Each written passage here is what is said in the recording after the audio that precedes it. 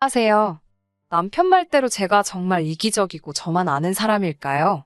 결혼할 당시에 제 수입은 없다고 해도 무방할 정도였습니다. 그 당시 저는 회사를 다니고 있었지만 결혼을 한참 앞둔 시점에 회사에 사직서를 제출했어요. 저와 언니 동생 하며 지내던 선배가 한 명 있는데 인터넷을 활용한 사업을 하고 있었어요. 플랫폼을 활용해서 하는 사업이고 저는 중간에 수수료만 받는 그런 입장인지라 자본금이 많이 필요하지 않은 사업입니다. 그만큼 경쟁이 많아 노력도 많이 필요하고 운도 필요한 일이지만 일단 한번 자리 잡으면 웬만한 회사원 월급 정도는 집에서도 충분히 벌 수 있다고 하면서 저한테 노하우를 알려줬어요. 한푼이 아쉬운 상황에서 언니 말만 듣고 퇴직을 결정한 게 너무 서두르는 게 아닌가 생각도 들었습니다. 멀쩡히 잘 다니고 있던 회사를 왜 그만두냐고 남편도 반대를 했어요. 제가 상황이 넉넉한 편도 아니었고 결혼 후에도 아이를 곧바로 가질 계획이 없었기 때문에 남편은 조금 더 맞벌이 부부 생활을 하다가 돈이 모이면 제가 전업주부가 되었으면 싶어 하는 눈치였거든요. 하지만 제가 다니던 회사가 미래가 보장된다고 할 정도로 탄탄한 직장도 아니었고 아이를 갖게 되면 육아휴직 같은 걸 받기도 전에 사직서를 내야 할 만큼 직원 복지도 안 좋은 회사였어요. 어차피 단절될 경력, 그럴 바에야 저도 스스로 제 새로운 길을 찾고 개척하고 싶었던 마음이 더 컸던 것 같아요. 물론 당시 결혼을 앞두고 있던 남편과 시댁에서는 좋은 소리를 듣지 못했습니다. 그때는 괜히 새로운 걸 시작하겠다는 자신감 때문인가 근거는 없었지만 꼭 성공시킬 수 있겠다는 자신이 있었어요. 대신 제가 회사 다니면서 그동안 모아놓은 돈과 저희 부모님이 지원해주시는 돈까지 보태서 신혼집의 일부를 보태기로 했어요. 원래는 혼수와 예단, 결혼 비용만 저희 측에서 부담하기로 했었는데 조금 더 무리하면서 거의 반반 결혼을 맞춰서 하게 되었어요. 저희가 신혼집에 보태는 만큼 대출을 덜 받아도 되었으니 시댁에서도 쌍수를 들고 환영을 했지요. 뭐 아무튼 반반 결혼했으니까 제가 사업을 한다는 사실이 크게 문제가 될 일은 없을 거라고 생각했는데 결혼 첫 해에 맞는 명절이었습니다. 남편 당시 월급이 한 달 300만 원 남짓한 돈이었고 제가 하는 사업으로 버는 돈이 적게는 20만 원에서 많게는 50만 원 사이였어요. 명절이라 남편 앞으로 상여금이 조금 더 나왔고 결혼 후 맞는 첫 명절이기도 했으니 저와 남편은 양가에 처음 드리는 용돈 의미 있는 액수로 주고 싶다고 결정을 했고 양가에 100만 원씩 봉투 하나씩 만들어서 갔습니다. 100만 원이 뭐가 많냐고 하실 분들도 계시겠지만 당시 상황에서 저희는 아주 큰맘 먹고 준비한 금액이었습니다. 시어머니께 봉투를 건네드리니 뭘 이런 걸 다 준비했냐고 하시면서도 손에 받아드신 봉투를 꼭 붙잡고 계신 게 안 받으실 생각은 없으셨던 것 같아요. 용돈 받으시면서 이런저런 덕담도 오고 가고 그러다가 시어머니께서 제 사업이 어떻게 되고 있는지 물어오셨습니다. 아직 한 달에 몇십만 원 버는 게 고작이지만 이제 슬슬 자리를 잡아가고 있는 와중인 것 같다. 곧 좋은 결과가 있을 것 같다고 대답을 했어요.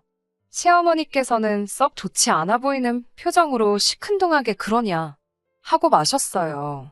그러다 갑자기 친정에는 용돈을 얼마나 준비했느냐 물어보시더라고요. 매번 이만큼씩 준비는 못하겠지만 그래도 첫 명절이고 해서 같은 액수로 만들었다고 대답했더니 그게 무슨 말도 안 되는 소리냐고 화를 내시네요. 당시 재벌이가 불안정한 데다가 얼마 되지도 않는 상황에 따지고 보면 남편이 외벌이 독박을 쓰고 있는 거나 마찬가지인 거 아니냐고. 그런데 그걸 친정하고 시댁하고 똑같이 하려고 하면 어떡하냐고 하면서 친정에 주려던 봉투는 자기한테 달라고 하셨어요. 친정에는 제가 돈 벌어올 때까지 돈 한 푼 빼돌릴 생각하지 말라고 하시면서요. 남편은 첫 명절이고 하니까 드리는 거라고 시어머니를 말렸어요. 참 고맙더라고요. 그 와중에 제 편을 들어주는 모습이 말이에요. 시댁에서 폭풍 같은 한때를 보내고 친정으로 출발하는 차 아니었습니다. 운전하는 옆모습이 그날따라 믿음직해 보여서 고맙다고 말을 했어요. 그런데 뭐가 고맙냐는 듯이 대답을 하더군요. 우리 엄마 말이 틀린 말 한 게 아니라고 이번만큼은 첫 명절이니까 같은 금액으로 용돈을 하기는 했지만 다음부터는 친정하고 시댁에는 정확하게 구분지어 차등을 둘 거라고 못을 박더군요. 오히려 저보고 어떻게 친정하고 시댁에 똑같이 하려는 그런 생각을 가지고 있었다는 게 어이가 없다는 듯이 말을 해왔습니다. 그런 부분까지는 저와 상의가 된 적도 없고 비슷한 이야기 나눈 적도 없었기 때문에 그 대답이 사실 어이가 없었습니다. 평소에도 친정에 제가 뭐라도 하나 해주면 지가 번 돈을 제가 함부로 쓴다고 생각했을 텐데 라는 생각을 하니 더 화가 나더라고요. 제가 당시에 벌이가 남편에 비해서 보잘것없던 건 사실이었습니다. 하지만 그건 결혼 전에 안 해도 문제가 없었던 신혼집 비용을 제 쪽에서 보태게 되면서 제가 회사를 그만두고 사업을 시작할 수 있게 합의를 한 부분이지, 아무리 제가 사업을 준비하며 벌어오는 돈이 적다고 한들 서로 합의가 끝난 부분인데 이런 식으로 후려치기를 당해야 할 부분도 아니었습니다. 물론 준비한 용돈 그대로 친정에 드릴 수 있게 이유를 설명해 준 건 고마운 일이지만, 그렇게 딱 잘라서 내가 번 돈이 얼마, 네가 번 돈은 얼마 따지면서 누가 더 벌고 덜 번 만큼 양가 부모님께 하는 효도에 차등을 두어야 하는 게 맞다고 말하는 모습은 상상도 못했거든요. 저도 치사하기는 하지만 결혼할 때 신혼집 비용 마련하면서 제가 더 부담한 부분 이야기를 꺼냈어요. 남편은 그렇게 한 건 제가 사업하는 걸 허락받기 위함으로 비용을 보탠 부분이지 않냐고, 그건 별개의 이야기로 계산을 하더라고요. 여전히 저희는 결혼 비용을 반반 부담한 거고 자기가 버는 돈만 가지고 양가에 똑같이 사용할 수는 없다고 딱 잘라 말했습니다. 우리는 반반 결혼을 했으니 각자가 가계에 기여한 만큼 차등을 두는 것이 반반 결혼의 진짜 의미와 맞는 거라 하면서요. 남편 말이 계산상으로는 틀린 부분은 없었지요.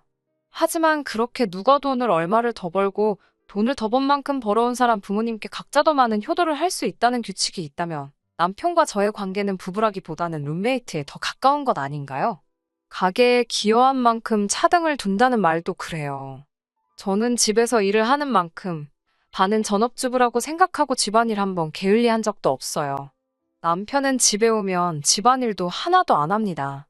양말이라도 제대로 뒤집어 놓지 않고 벗어준 날이면 그날은 집안일 좀 도와줬구나 싶을 정도로 집에서 집안일 도와주는 게 하나도 없어요.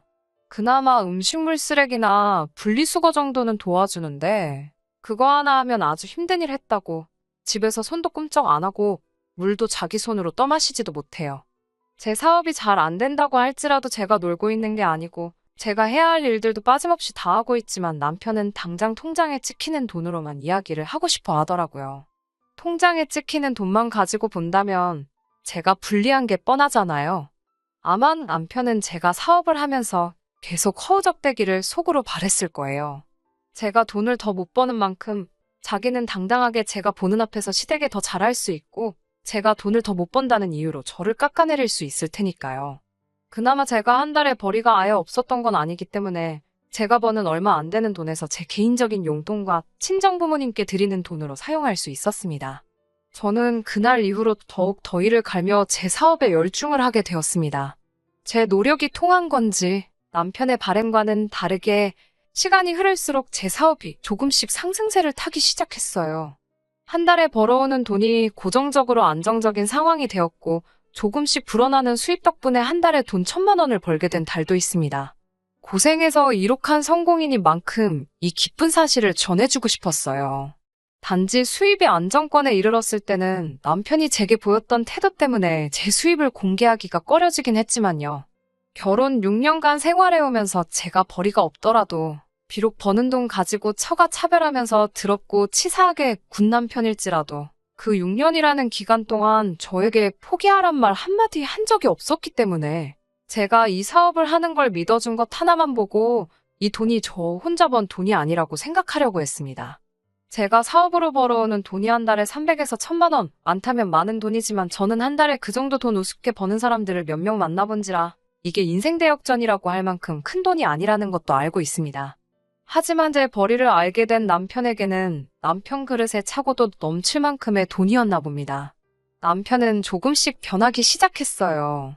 제가 버는 돈이 마치 자기가 번 돈인 것 마냥 펑펑 쓰기 시작했어요.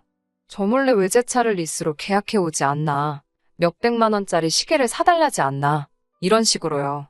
6년 저를 믿고 기다려준 대가라 생각하고 딱히 별다른 말을 하지 않았습니다. 그런데 남편이 사용하는 돈이 점점 개인을 위한 돈에서 시댁 식구들을 위한 돈으로 바뀌기 시작하더라고요. 제가 집에서 돈을 번다고 그 돈이 그냥 하루 지나고 일어나면 벌려있는 돈이라고 생각을 하더군요. 죽을 똥 살 똥 관리하면서 일하고 있는 저의 고생은 생각도 하지 않고요.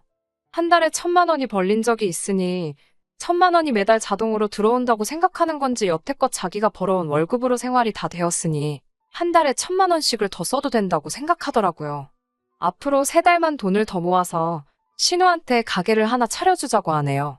결혼한 신우가 집에서 전업주부를 한다고 시댁에서 아주 무시를 당한다나 뭐라나 하면서 사람이 무시를 안 당하려면 역시 돈을 벌어야 돼 라는 말을 하더라고요.